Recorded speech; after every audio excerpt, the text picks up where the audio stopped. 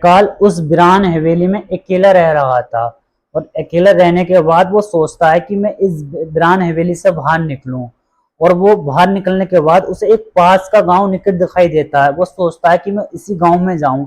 Example वो उसी रास्ते पे को जाने लगता है और गांव में पहुंचने के बाद वो देखता है कुछ गांव के नागरिक वासी बैठे होते हैं।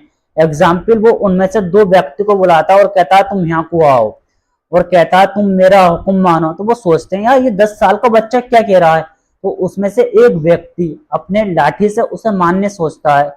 एग्जाम्पल जयकाल क्रोधित होने के बाद उस व्यक्ति को मार देता है। तो पास का व्यक्ति इस चीज को देख के खौफजुदा हो जाता है और दूसरे गांव के एंड जो बैठे होते हैं गांव के नागरिक इस चीज को देखने के बाद वो भी खौफजुदा हो जाते हैं, वो डरने लगते हैं। जयकाल कहता है सारे गांव वासियों से तुम मेरा हुक्म मानोगे, तुम मेरे हुक्म के पालन करोगे। और इस बात को सुन के गाँव वासी ये कहते हैं यार ये कौन बंदा, ये कहाँ से आया है।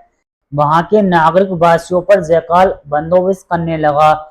जयकाल जब तक बड़ा हुआ, जब तक उसने 10 लाख सैनिक बना लिए थे और वहां के नागरिक जयकाल के जुल्म से परेशान होकर भागने लगे। लेकिन जयकाल की सेना चारों तरफ थी क्योंकि जयकाल उन नागरिक वासियों पर बहुत जुल्म करता था जो जयकाल का कहना नहीं मानते थे।